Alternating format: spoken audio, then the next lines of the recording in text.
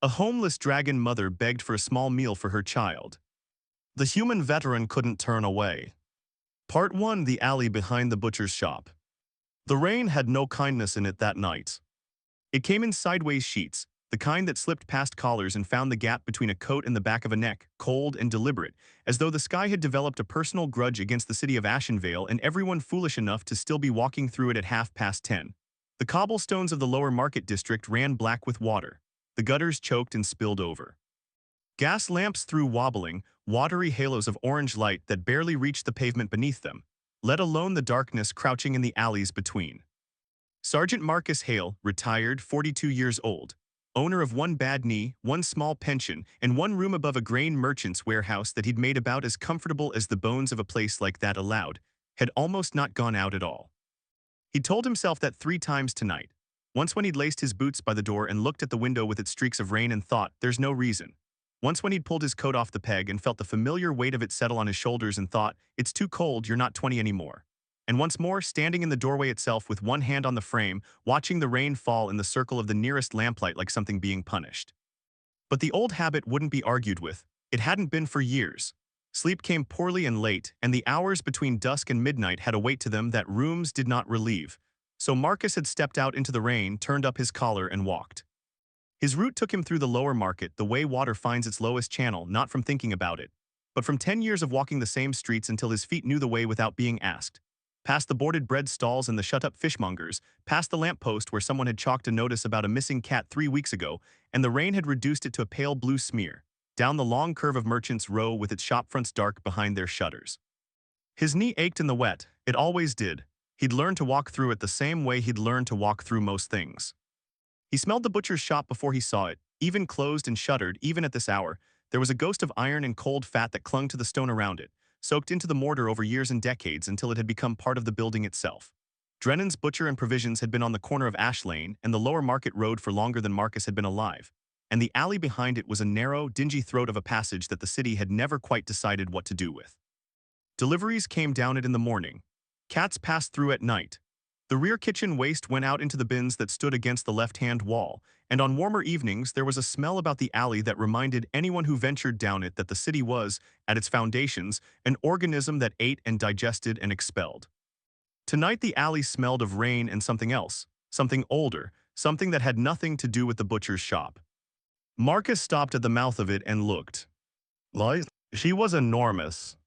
That was the first thing, not the scales, not the wings, not the architecture of her that was so fundamentally different from any living thing that had a right to be tucked between 2 dumpsters in a city alley. It was simply the size.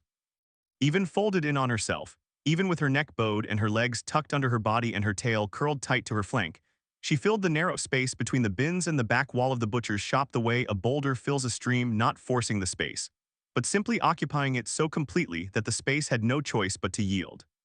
Her scales were the deep, dull charcoal of ash after a fire has burned itself entirely out, not gray, not black, but something between the two that had a quality of exhaustion to it, as though the color itself had once been brighter and had simply spent too long being other things. In the thin lamplight that crept in from the far end of the alley, they did not shine. They absorbed. Where the rain struck them, it ran in rivulets down the deep channels between each scale and dripped to the puddled pavement in a steady, quiet percussion. One wing, the left, was extended slightly away from her body. Not spread, not unfurled, but open just enough to create a shelter. Beneath it, held in the curved hollow between the wing's lower membrane and her body's warmth, was something Marcus could not yet clearly see but understood the shape of immediately, something small that was being protected. The dragon's long neck was bent forward, her jaw wide, scaled, ridged along the top with a row of ossified crests that would have been formidable if they hadn't been, somehow perfectly still in the posture of someone who has been made to feel small, was turned toward the back door of the butcher's shop. The door was open a crack. Yellow kitchen light slid out through it and lay on the wet pavement in a narrow strip. Framed in that strip was the silhouette of a young man, a teenager by his build. By the way he stood with his weight back and his arms slightly out, the posture of someone who wanted to appear unafraid and was not quite succeeding. Marcus stayed at the mouth of the alley and listened.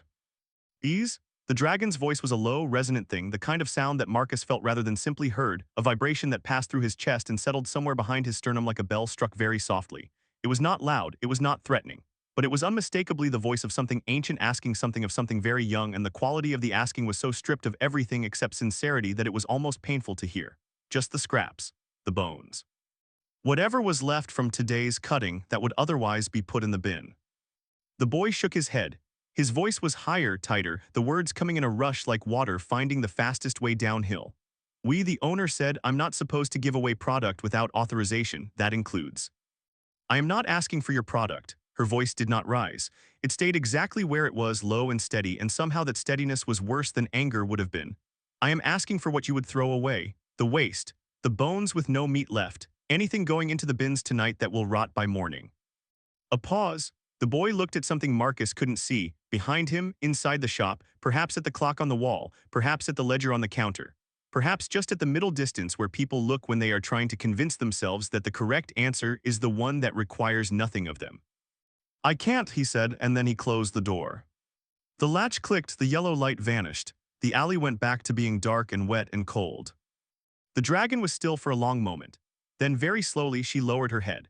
Not a single sharp movement, but a gradual descent, as though the weight of it had simply become in that instant too much to hold, until the great angular jaw was less than a foot above the puddled pavement, resting almost on the wet stones. Her eyes closed, and the rain fell on her neck and ran down the furrows between her scales and dripped and dripped and dripped.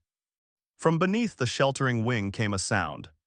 Marcus had heard that sound before, not from a dragon. He had heard it in field camps in wars he no longer named out loud, through tent canvas and mud walls, carried on air that smelled of smoke and metal and the particular exhaustion of people who had been afraid for too long. He had heard it from children in villages whose names he'd had to look up on a map before he marched into them and would never need to look up again, because they were now permanently located in the geography of things he could not forget. It was the sound of a creature that had been hungry long enough that crying had mostly worn itself out, and what was left was this. A small, breathy, involuntary sound, barely above silence, that was less an expression of distress than simply the sound distress makes when it no longer has the energy to express itself properly. Marcus moved. All eyes. He was halfway down the alley before he had consciously decided to walk into it.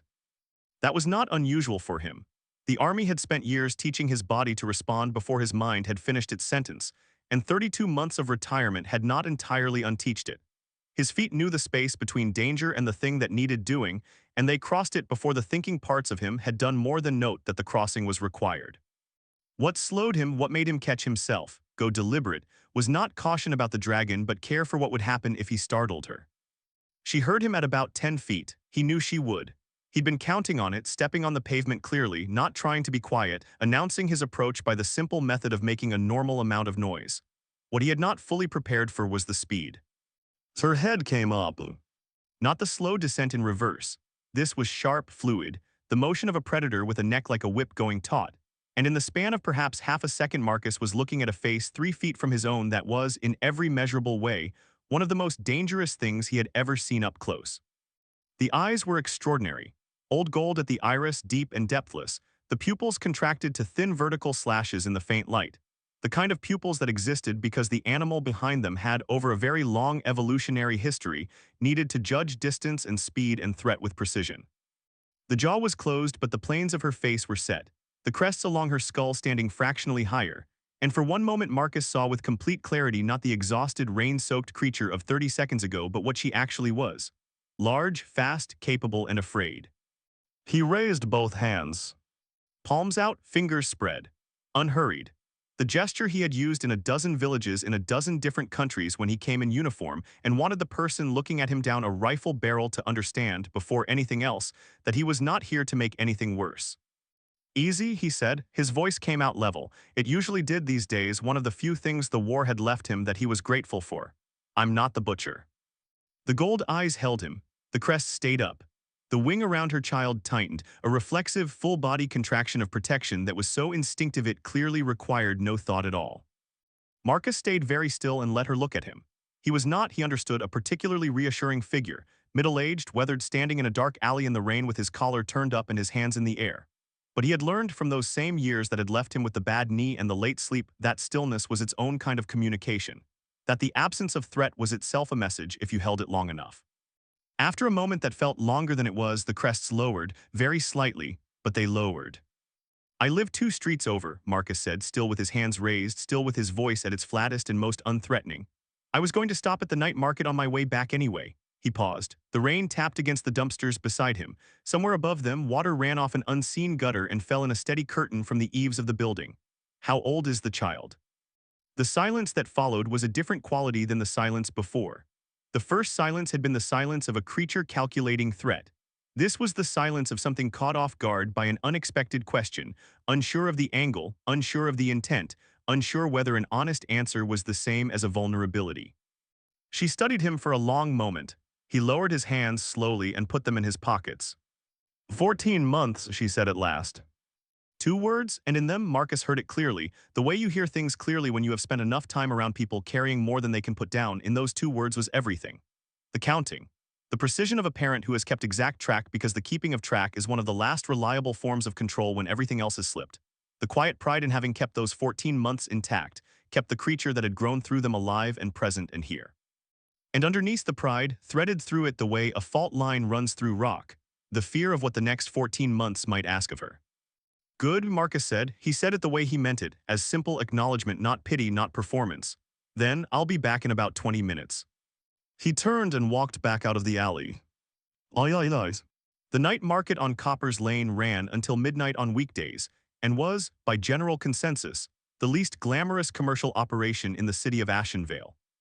It occupied a row of trestle tables under a long canvas awning stretched between 2 buildings, lit by a string of mismatched lanterns that cast pools of amber and white at irregular intervals, and it sold, in rough order of prevalence, vegetables of the second and third tier that the daytime market had not moved, cheap cuts of meat from animals whose more desirable parts had already been sold elsewhere, candles, dried goods in paper twists, questionable medical preparations in small brown bottles, and at the far end near the lamp post with the bent arm, a woman named Orla who sold hot soup from a blackened kettle and never asked what you'd been doing to need it at this hour. Marcus went first to the meat stall. The vendor, a thick-armed man named Paul who had been working this table since before Marcus had moved to the neighborhood, was starting to pack away the last of the display folding cloth, stacking the wooden boards that the cuts sat on, wrapping the remaining pieces for cold storage. Still got bones? Marcus asked. Paul looked at him without particular surprise. People asked for bones at the end of the night. Soup bones, dog bones, bones for stock, beef knuckles, a few shanks, got a lamb neck I won't shift tonight. I'll take all of it. Paul did blink at that, all of it. All of it, and those cuts there, the ones in the second tray. Marcus looked at the cheaper cuts laid out at the end of the display, rough pieces, not elegantly trimmed, the kind that took long cooking to be good. What are you asking for those? The transaction took 6 minutes. Marcus paid more than he had planned to and was aware of this the way he was always aware of things that dented the pension, as a fact, not a problem. He had the knuckle bones and the shanks and the lamb neck packed into one cloth bag. He stood at the end of the stall for a moment and then went to the roasted meat section of the next table, where an older woman was selling what remained of the evening's rotisserie, half a lamb shoulder, glazed dark, still warm. He had it wrapped in paper and added it to the second bag. On the way back, he stopped at Orla's kettle and got a cup of soup that he drank while he walked, because the cold had settled into his knee with intention now and he needed something warm against it. The soup was good, vegetable and barley, simple, nothing in it except what was supposed to be there. He drank it standing briefly under the awning while the rain hammered the canvas above him and tried to decide whether what he was doing was sensible. He decided it didn't matter. Sensible and necessary were different categories. He gave Orla back the cup, thanked her, and walked back to Ash Lane. Ivy. She had not moved, or rather she had moved slightly, settling back from the poised alertness of when he had left to something closer to her original posture, the neck bowed again, the wings still sheltering. But her head came up when she heard his footsteps, and her eyes tracked him from the mouth of the alley to the place where he stopped about 8 feet away and set the bags down on the driest patch of pavement he could find, which was not very dry but was less wet than the rest. He straightened and stepped back, not retreating, just giving her room. There was a difference, and he understood that she would know it too. Beef knuckles and some shanks in that one, he said, pointing. Roasted lamb shoulder in the other. He paused. The lamb is still warm. She looked at the bags. She looked at him. In the old gold of her eyes was something complicated passing through, something that wanted to trust and was running that won against every reason it had collected not to, working through the calculation the way you work through a problem you have been wrong about before and cannot afford to be wrong about again. I don't want charity, she said. The words came out even, controlled, and Marcus heard clearly what was under them. Not pride for its own sake, not stubbornness, but the specific dignity of someone who has been offered things before in ways that required paying for them afterward in currencies that were not money. The dignity of someone who has learned that certain kinds of help come with a weight attached that costs more than the help was worth. It's not charity, Marcus said. I bought it. You can pay me back whenever. There's no timeline on it. He didn't say don't worry about it because that had a dismissiveness to it that he didn't intend. He said what he meant, that the repayment was real, was expected, was a transaction between equals, and that the one of it was genuinely not his concern. I bought it because it was there to buy and you needed it, that's all. She was looking at him with an expression he couldn't fully read, partly because draconic faces had a different grammar to them, and partly because whatever she was thinking had the careful quality of something thought through very precisely before being expressed. He sat down on the edge of the nearest dumpster because his knee had stopped being patient about the standing. The metal was cold and wet through his coat, and he minded this less than he would have expected. "What's the child's name?" he asked. The wing shifted. It was a small movement but a deliberate one, an adjustment that opened slightly so that the hatchling sheltered beneath it was no longer entirely hidden. He saw, scales still pale and soft, not yet hardened to their adult color, the deep gray-green of new growth. Small even by whatever standard small meant for a young dragon. Curled in a tight comma against her mother's side, one wing tucked under, the tiny musculature of the face relaxed in sleep or near sleep. One eye cracked fractionally open at the motion of the wing above, caught the dim light, closed again. "Sora," the dragon said quietly. One syllable, clean. Said the way people say the names of things they love without decoration, because decoration would only get in the way. "Good name," Marcus said. He said it because it was true, and because sometimes truth is the most useful thing you can offer in a dark alley in the rain at nearly 11 o'clock at night. "Go on then," he added with a small motion toward the bags, "before the lamb cools off the rest of the way." The pride held for a moment longer. He watched the precise second at which it made its calculation, that there are things more important than pride, and one of them is sleeping against your side and is 14 months old and made a sound 20 minutes ago that you are going to hear in your chest for the rest of your life if you do not fix it. She reached for the bag with the lamb. Marcus turned and looked up at the rain, which was falling as steadily as it had been all night, as though it had no interest in stopping, as though it had somewhere to be and this was only the path to get there. He listened to the sounds behind him, the rustle of paper, the careful efficiency of eating, the small sound from beneath the wing that changed register slowly from the sound of something that had given up expecting to the sound of something being answered. He did not turn back around. He looked at the rain and thought about the particular loneliness of a closed door and how much of the world was at its foundations made of them. Doors closing in faces, latches clicking, yellow light disappearing, the message delivered so clearly that no words were necessary. He thought about how many of those doors he had walked past in his life, and how many he had not. He thought that it was possible to be 42 years old, retired, with a bad knee and a small pension and nothing much to recommend you to history, and still to find the specific thing that the specific moment required of you and do it. He thought that it was, perhaps, not such a small thing after all. What a veteran carries. The rain finally stopped sometime around midnight. It did not stop gracefully. It thinned first, the heavy curtain of it becoming a mist, and then the mist became a drizzle, and then the drizzle became the kind of intermittent spitting that couldn't quite commit, a few drops here, a pause, a few more, as though the sky were reconsidering. And then, without announcement, it simply wasn't raining anymore. The clouds stayed. The wet stayed. The cold stayed, absolute and settled.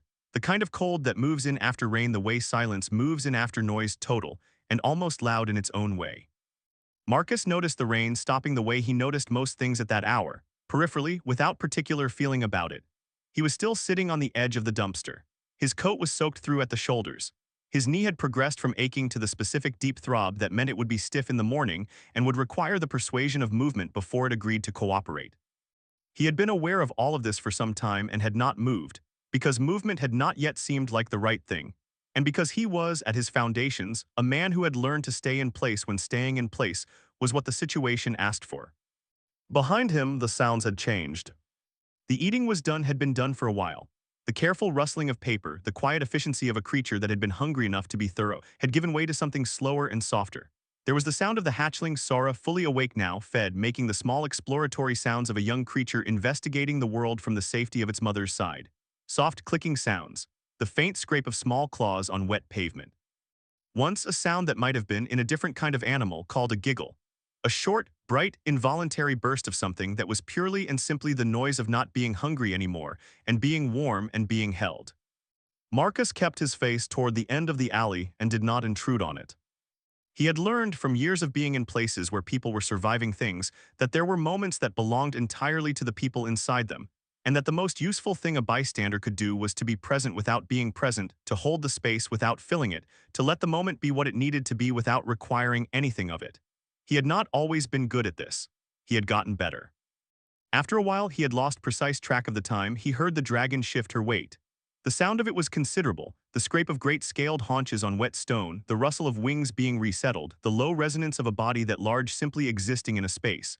Then her voice not directed at him yet but not directed at him either. Just present. She's asleep again. Marcus turned around. Lies? Sora was tucked back under the sheltering wing, curled in the same tight comma as before but looser now, the looseness of a creature that has eaten and is genuinely, deeply comfortable for the first time in a while. The pale soft scales rose and fell in the slow rhythm of deep sleep. One tiny claw was extended, as though even in sleep she was reaching for something, or holding something, or simply reminding the world that she was there. The dragon, her mother, was watching him with those old gold eyes, and the quality of the watching had changed. It was still careful. It was still the watching of a creature that had been given enough reasons to be cautious and had not yet been given enough reasons to stop. But there was something else in it now, some small thing that had not been there 20 minutes ago, the way warmth appears in a room you've just introduced a fire to gradually around the edges before it reaches the center. Thank you, she said. The words came out simply. Not performed, not elaborate, not carrying the weight of every unsaid thing the way thank you sometimes does when people have been proud for too long and the gratitude cost them something. Just thank you, clean and direct. You're welcome, Marcus said in the same register. He shifted on the dumpster edge, felt his knee protest, and stood up because it was going to protest either way and standing was better for it. Are you? He paused, considered how to ask what he wanted to ask without it sounding like the preamble to something. Do you have somewhere to go tonight? When the market opens in the morning, the alley will have traffic.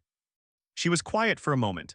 The gold eyes moved slightly, not away from him, but inward the way eyes move when someone is doing arithmetic that has nothing to do with numbers.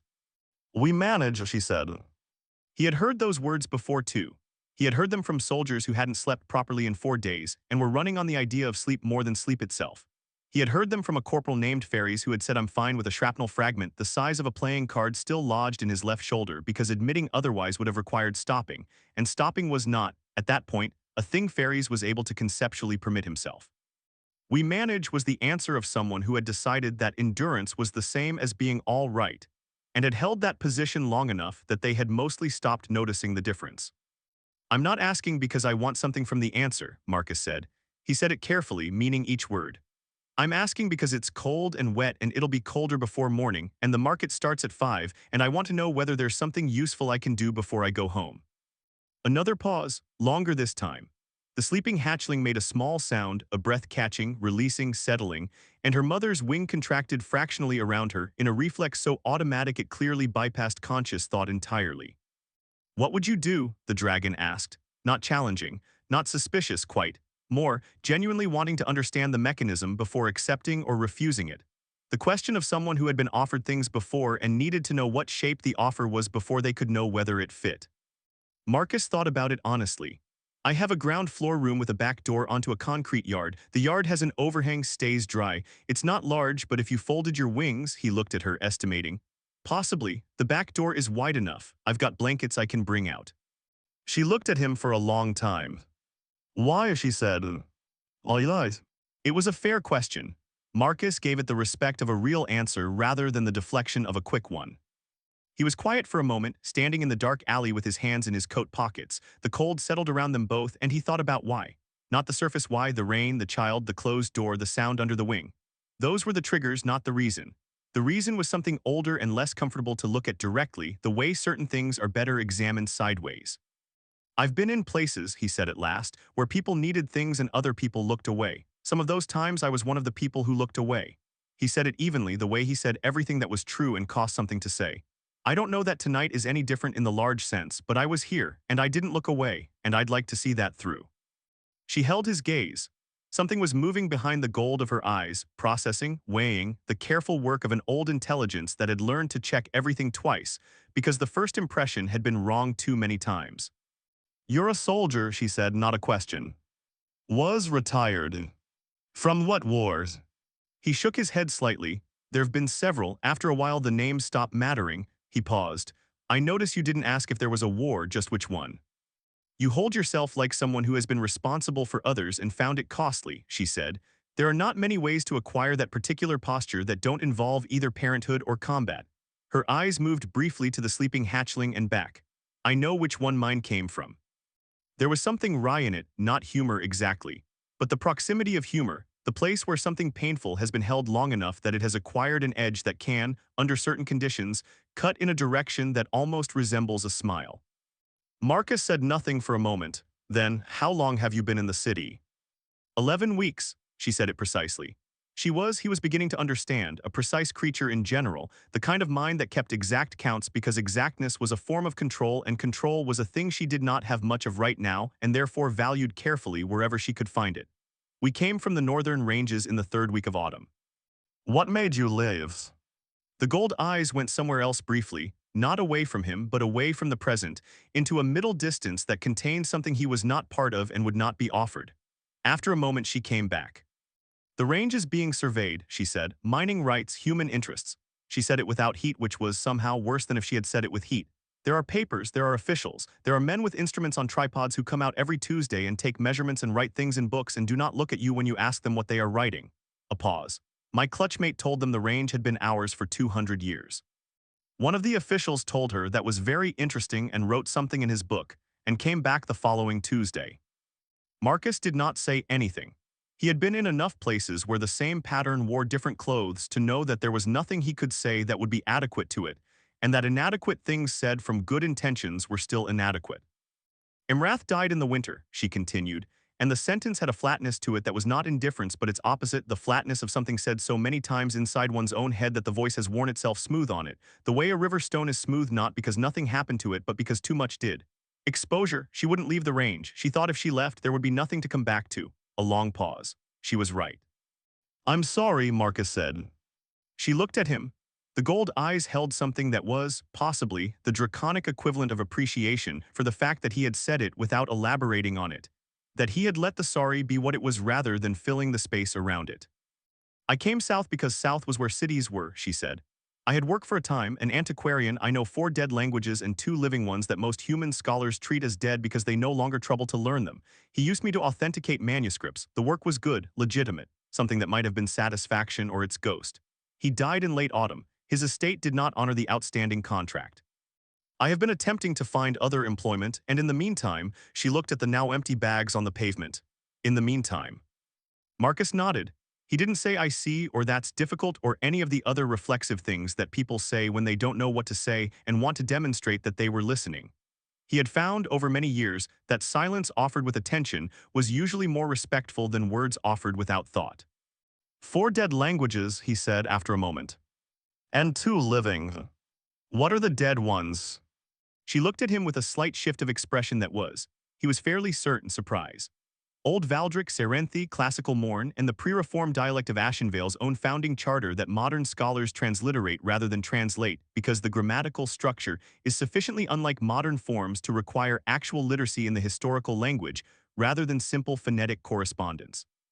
There was something in the way she said this, precise, almost reflexive, the fluency of someone who has explained their expertise many times and has the explanation down to its most efficient form, that told him a great deal about who she was when she was not in an alley in the rain with an empty stomach and a sleeping child. It told him about a mind that found its identity in the exact use of language, in the careful difference between words, in the scholarship that had at some point been the center of her life and had been dismantled not by any failure of hers but by the simple mechanical cruelty of circumstance. My grandfather left me 3 boxes of papers, Marcus said. Old Valdric script. I've had them 6 years and never found anyone who could read them. She was quiet. I'm not proposing a bargain, he added carefully. The yard is available regardless, but if the papers are something you'd be willing to look at some point, I'd pay for the translation. Properly, not favor money. Aye. She didn't answer immediately, and he didn't press it. They stayed in the alley for a while in a silence that had changed character several times since Marcus had first walked into it. The first silence had been the silence of a creature cornered and wary. The second had been the silence after the door closed, the particular quality of a silence that arrives after a small humiliation, when the world has confirmed something you were afraid was true. This silence was different from both. It was not comfortable exactly. Comfort was perhaps too strong a word for 2 strangers in a cold alley at midnight, But it was not strained either. It was the silence of two people who had found a point of mutual recognition and were each privately deciding what to do with it. Marcus looked at the hatchling. Sora had shifted slightly in her sleep, the tiny claw that had been extended now curled back against her chest, the pale scales at her throat moving in the small, steady rhythm of deep breathing. She was very young, even allowing for the difference between draconic and human development, and Marcus knew less about this than he might have wished. She was young enough that a night in the cold and wet was not neutral. Not catastrophic, perhaps, but not neutral. "The yard," he said simply. The dragon looked at him. "It's 20 minutes walk, shorter if we go through the covered market lane stays dry. You won't fit through the main road by the south wall, the arch is too low, but Carver's passage is open at both ends and it's wide enough." He had done the calculation without meaning to, the way he used to calculate routes through unfamiliar terrain automatically as a matter of course because that was how you kept people safe. The back door to the yard is set wide, they used to bring bales through it, should be enough. She was very still.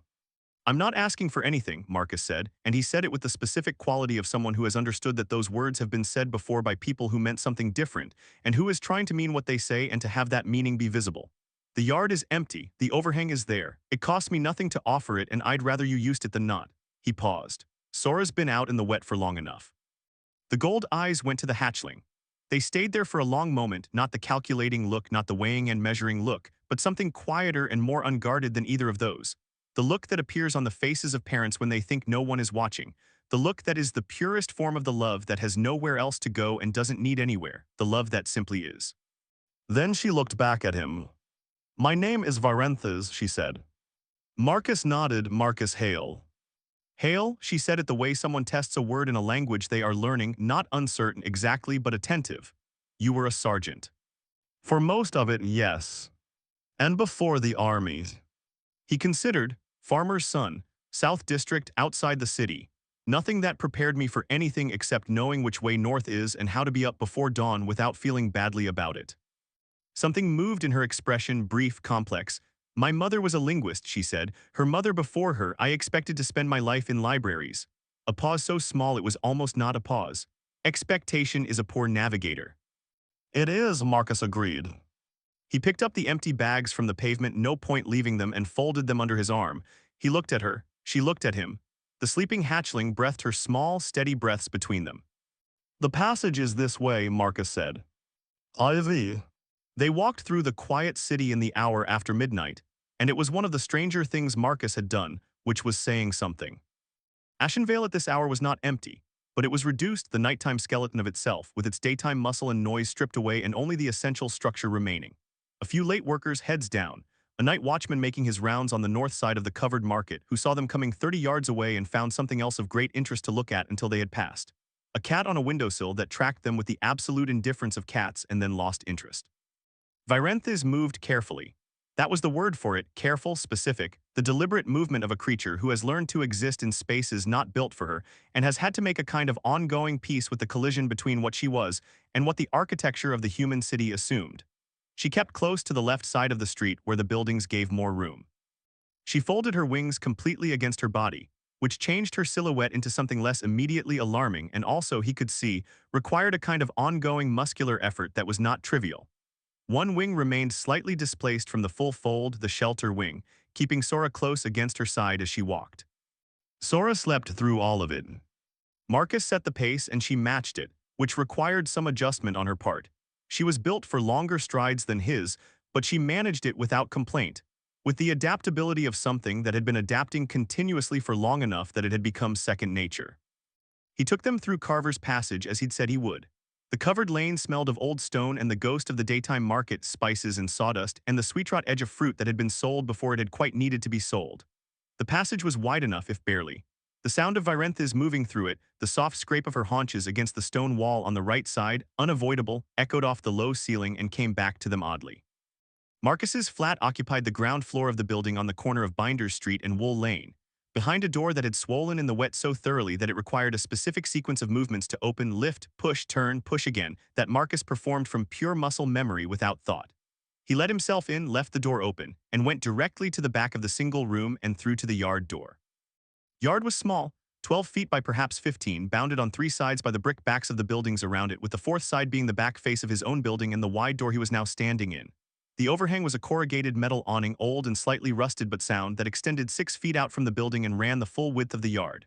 Under it the pavement was dry. There was a crate he used for firewood storage, currently half full. There was a coil of rope.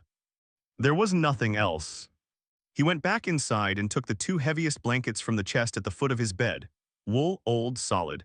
The kind of blankets that had been washed so many times they had achieved a permanent density, and brought them out to the yard. Virenthes stood at the gate of the yard, having navigated the rear lane without incident, and regarded the space with the same careful measuring look she gave everything.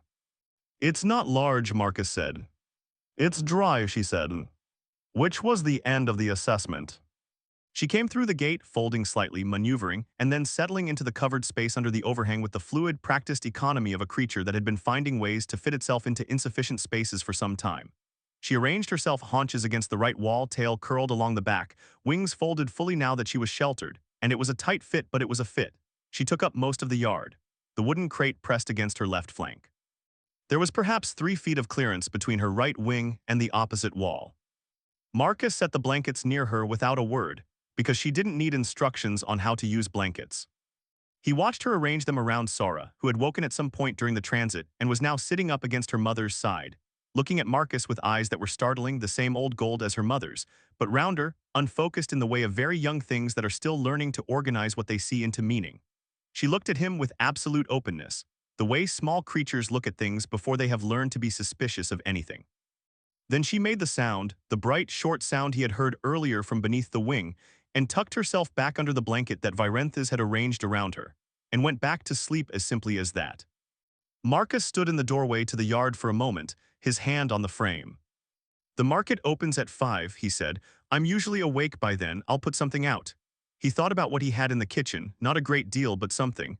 "There's a gate at the far end of the lane if you need to leave before morning. It's not locked."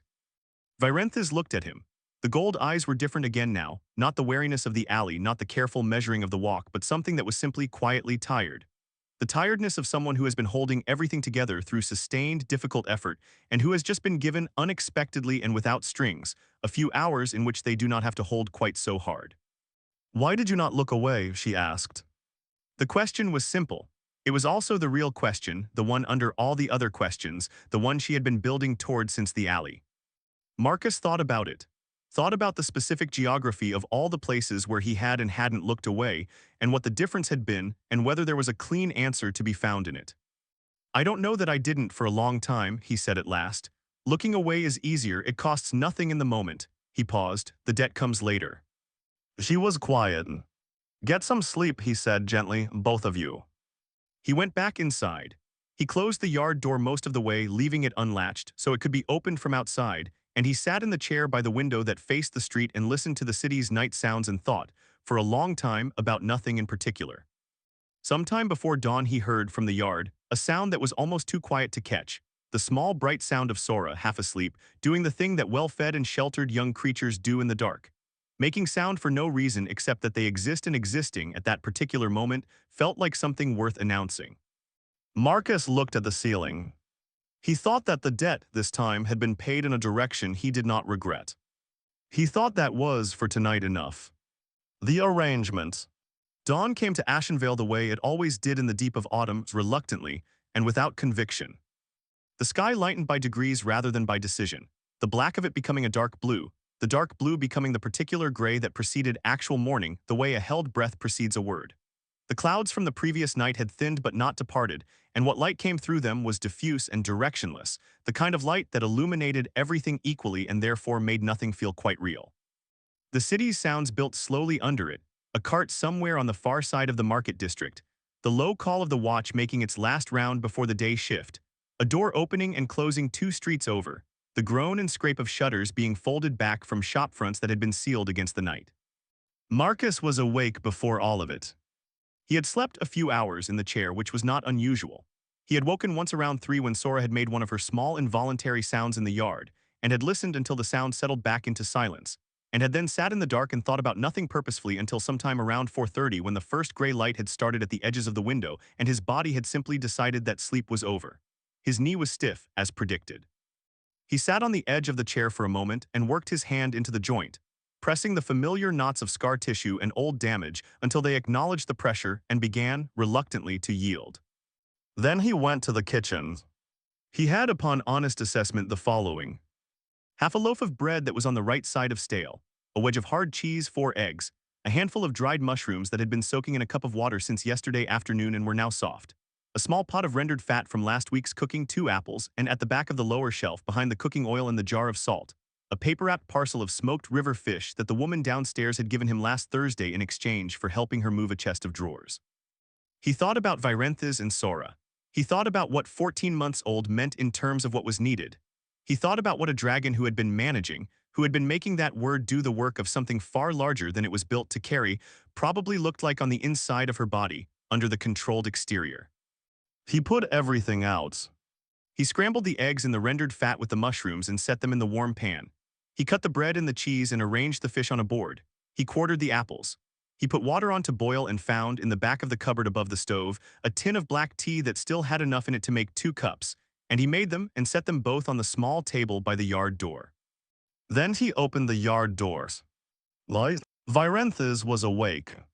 He had suspected she might be, suspected that she was, in fact, the kind of creature who moved from sleep to wakefulness completely and without intermediate stages, the way that soldiers often do and certain kinds of parents always do, alert in an instant because the habit of vigilance does not take mornings off.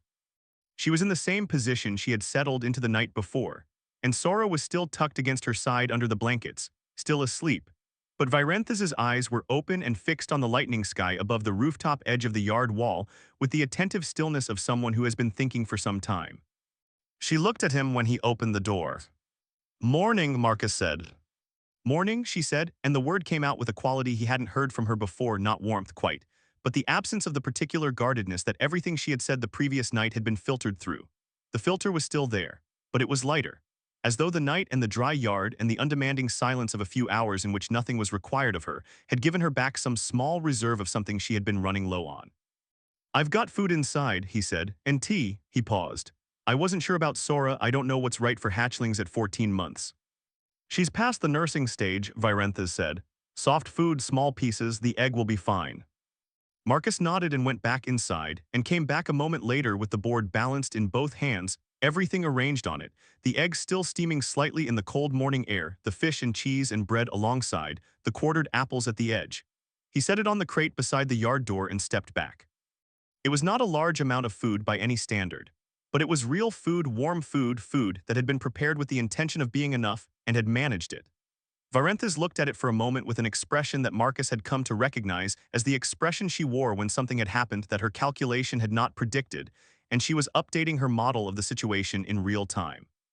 "Wake her up," Marcus said, "before the eggs get cold." Something that was almost a smile moved across Virenthes' face. Not a human smile, the musculature was too different for that, but a shift in the lines around her jaw and eyes that performed a similar function, that was recognizable as the external evidence of something that had briefly unclenched. She turned and nosed gently at the blanket where Sora was sleeping. Sora stirred. A small claw emerged from the blanket's edge, followed by a nose, followed by a face that was, Marcus could only describe it as affronted, the particular expression of a small creature that had been warm and asleep, and has been informed by the cold air that neither of those conditions currently applies. Then she smelled the eggs. The affront disappeared. Sora pushed out from under the blanket with the determination of someone who has spotted a specific destination and has organized their full capacity around reaching it, scrambled, slightly unsteadily, with the endearing imprecision of young things that have not yet negotiated a full agreement with their own legs, across the pavement of the yard, and arrived at the board and looked at it with those round gold eyes, and then looked up at Marcus with an expression that was so direct and uncomplicated in its want that it was almost funny. "Go on," Marcus said. She ate the eggs with the focused attention of someone performing an important task. "All you eyes." Marcus stood in the doorway with his tea and watched the morning come into the yard and thought. He was thinking specifically about the 3 boxes in the corner of his room.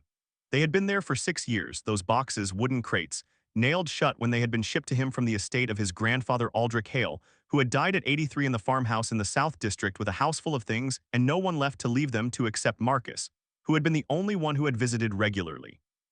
Marcus had opened the boxes when they arrived, had seen the papers inside, bundles of them tied with cord, covered in a script that was ornate and entirely unreadable to him, and had nailed the lids back down and set them in the corner and thought, repeatedly, over 6 years, that he would find someone to look at them.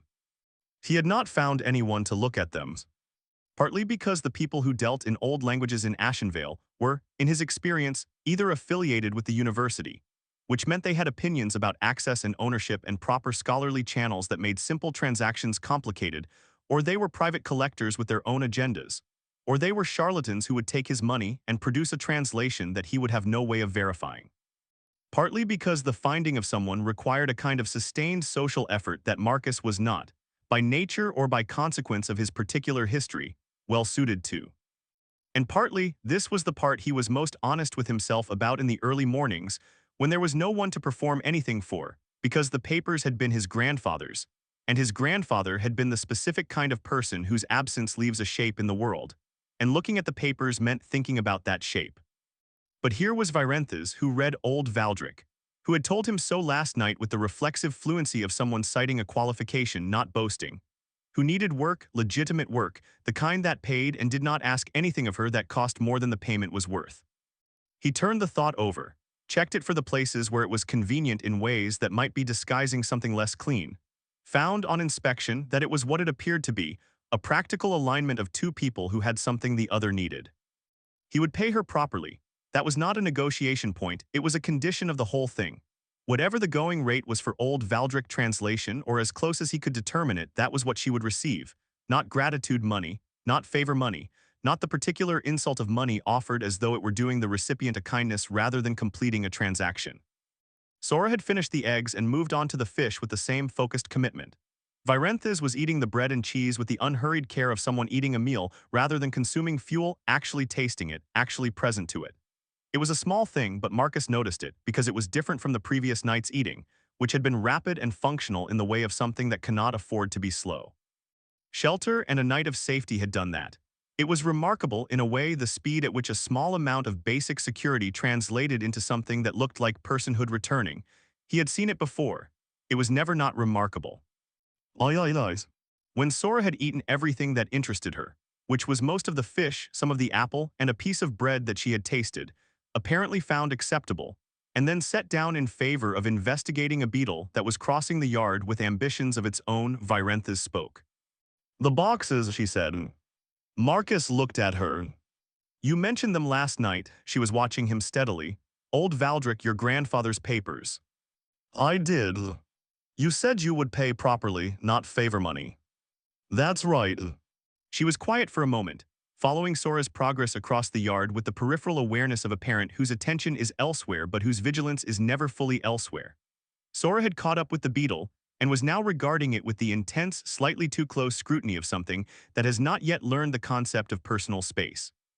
"I would like to see them," Virenthes said, "before we agree to anything. Old Valdric exists in several dialects and period variations. The later court form is relatively accessible to someone with my background, but certain pre-consolidation regional variants require additional reference work, which takes time and therefore affects the rate." A pause. "I want to look at them honestly and tell you what they are before I tell you what I would charge.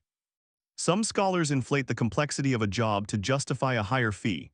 I prefer to price accurately." "That's fair," Marcus said. He went inside and came back with the first of the 3 boxes. He set it on the crate, moving Sora's abandoned section of bread to make room, and pried up the lid with the flat edge of the kitchen knife he used for everything. The papers inside were tied in bundles of 6 or 8, each bundle with a faded cord around it. Some of the paper was yellowed, some less so, some was slightly foxed at the edges in the way of old paper that has been stored without humidity control. The script on the topmost bundle was exactly as Marcus remembered it, dense, slanting slightly left. The individual characters elaborate in a way that he had always thought was beautiful without being able to read a word of it. Virenthes leaned forward and looked at the topmost sheet for a long moment. She did not touch it immediately, just looked, the way Marcus had seen scholars in markets look at things they were assessing, the combination of expertise and experience that meant you could tell a great deal from looking before you needed to touch. "May I?" she said. "Please."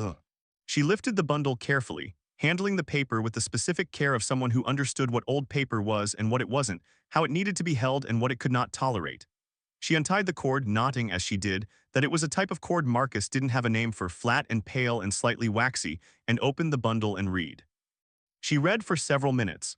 Sora had returned from her beetle investigation and was sitting against her mother's foreleg, looking at the paper with the expression of a creature that knows something important is happening but cannot determine what it is. Marcus drank his tea and waited. "This is late transitional court Valdric," Virenthes said at last, with some orthographic irregularities that suggest the writer was educated in the northern provinces rather than the capital. There are consonant clusters here that the capital form had already simplified by the time this paper dates to. She turned to the next sheet. It reads as a journal, personal, not formal. The salutation form in the first two lines is informal. This is someone writing for themselves or for a close reader, not for an official record. She looked up. The gold eyes were different again, not the wary measuring of the alley, not the quiet tiredness of last night, but something that was unmistakably alert in a specific way, the alertness of a mind encountering a thing it was genuinely interested in. The scholar under the circumstances, emerging now that the circumstances had shifted enough to let it. "Your grandfather kept a journal in Old Valdric," she said. Marcus looked at the box, at the three boxes because there were three of them, for how long? Virenthes looked at the bundle in her hands, estimated the pages, looked at the other bundles in the box and the two boxes still on the floor. Something moved across her face. "A long time," she said. "This will not be a short translation." Marcus absorbed this. "No," he said. "Months of work, possibly more." "No," he said again, "I expect not." "IV." They negotiated over the second cup of tea. Marcus had made another pot because the conversation warranted it, and the negotiation was, in its way, one of the more satisfying transactions Marcus had conducted in recent memory. Virenthes named a rate. Marcus looked at it honestly and said it was below what he understood was standard for specialized historical translation. She said her circumstances made standard rates somewhat theoretical. He said that was precisely why he intended to pay standard rates, because the value of the work didn't change with the circumstances of the worker. And if she was going to do serious scholarly work, he was going to pay for serious scholarly work, or they were not going to make an arrangement at all. She looked at him for a long time. "You are an unusual man," she said. "I've been called worse." A pause. "I've been called worse as well." And there it was, fully unmistakably, something in her expression that was a smile or the draconic equivalent of one, and it changed her face entirely, opening something that had been held carefully shut for a long time, and it was not a small thing to see. The standard rate, then, to be paid per bundle completed, not in advance. "Per bundle completed," Marcus agreed. "And the yard is separate from the arrangement. The yard doesn't depend on the work and the work doesn't depend on the yard. Those are two different things." She considered this for a moment. He could see her looking for the catch, the place where the two things were actually one thing and the generosity was actually leverage. He waited while she looked. He was not offended by the looking. People who had learned to look for catches had learned it for good reasons, and the learning didn't go away just because one particular person turned out not to have one. "All right," she said. Sora had fallen asleep again against her mother's foreleg, the morning's activity having apparently depleted her reserves. The pale soft scales rose and fell. Her small face was entirely peaceful, the absolute open peace of a young thing that has eaten and is warm and is near its mother, and has no information suggesting that any of these conditions will change in the near future. It was, Marcus thought, a face that had no idea what the last 11 weeks had cost. Which was, he thought, exactly as it should be. He took the empty cups back inside and put the pan to soak and straightened the kitchen in the absent way of a man who has lived alone long enough that tidying is not a thought but a reflex. From the yard he could hear Virenthes, a low sound, not quite a hum, rhythmic and deep, the kind of sound that was clearly not meant for him and was clearly not a language, just sound produced for the specific purpose of keeping something small asleep. He had heard mothers do this in a dozen countries. He had never before now heard a dragon do it. The scale of it was different, the resonance of it came through the walls slightly, but the essential thing it was, the tenderness of it, was the same. He stood in the kitchen and listened for a moment. Then he went to the corner of the room where the three boxes were and looked at them, 6 years of having meant to, of having not, of having told himself it was complicated in ways that had really been simple if he'd been willing to look at them. He looked at them now, these boxes of his grandfather's voice, preserved in a language he didn't have and waiting for someone who did. He thought about old Aldrich Hale, who had been a farmer's farmer, hands like root vegetables, a way of moving through the world that wasted nothing, and who had apparently spent a significant portion of his life writing things down in a language that his grandson didn't know he knew. Marcus wondered what was in there. What you wrote over months and years in a language no one around you was likely to read. What a person saved for the version of themselves that existed only in the privacy of an untranslatable page. He supposed he was going to find out. 3 days after that night, the formal arrangement was in place. Marcus had found in the small building behind the grain merchant's warehouse a Linta storage room that had not been used in years, dry, with a door that locked, connected to the yard by a short covered passage that meant Varenthes could come and go without navigating the main street. He had negotiated with the warehouse owner, a man named Birch who cared primarily about his warehouse and very little about the lean-to, and had added a modest amount to his monthly rent in exchange for access. Birch had shrugged with the philosophical indifference of a man who has decided that what happens at the back of his property is not his concern provided the payments arrive. The Linta was not spacious, but it was weatherproof, which was the essential thing. With the door open to the yard, it was bearable even for a creature of Varenthes' size. Sora had, within the first hour of their occupancy, found a particular corner of it that she apparently considered hers and had claimed it with the absolute conviction of the very young, arranging herself in it with an air of permanent occupation. The translation work had begun on the second day. Varenthes worked at the table Marcus had moved to the yard, his kitchen table, which he technically still needed, but which he could eat from the crate instead, and which she clearly needed more than he did. She worked with the first box open beside her and the sheets spread with care, and she wrote in a hand that Marcus found, when he looked at the emerging pages of translation, unexpectedly beautiful, precise, and even each letter placed with the deliberate attention of someone for whom script was not merely functional but meaningful, the mark of a mind that cared about exactness. He did not read over her shoulder. He had told her the translation was hers to work through in her own order and at her own pace, and he meant it. Whatever was in those pages, he would encounter it when she brought him the finished work.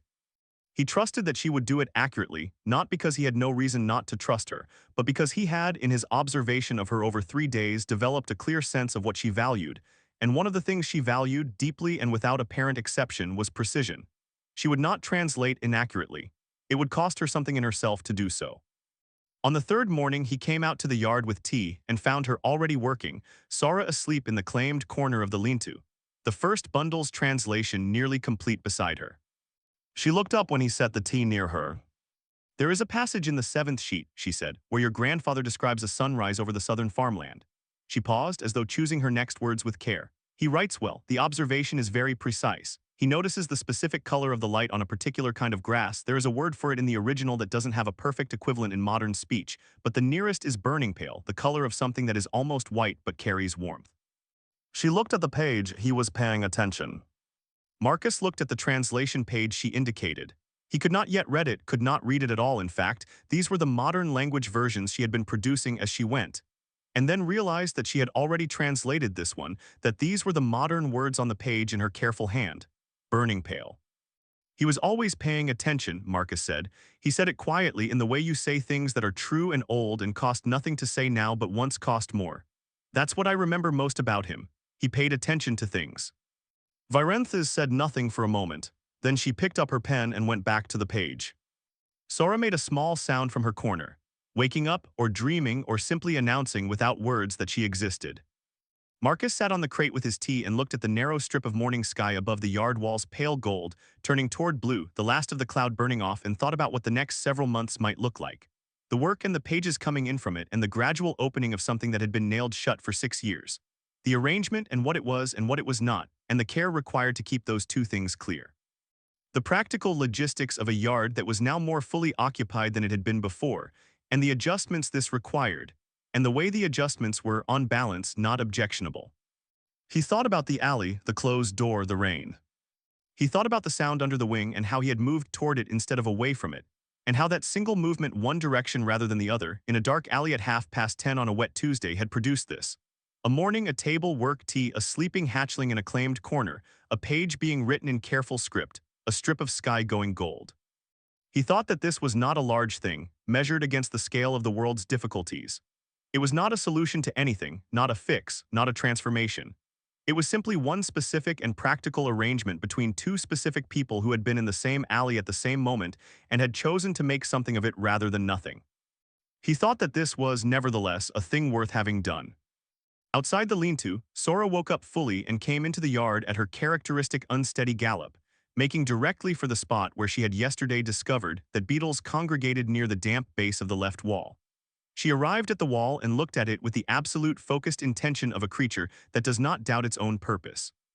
Varenthes, without looking up from her work, extended one wing slightly, not a shelter this time, just a gesture, a kind of absent tenderness directed at the small creature investigating beetles 6 feet away, and then folded it back and kept writing. Marcus drank his tea. The morning continued, as mornings do, into what came next.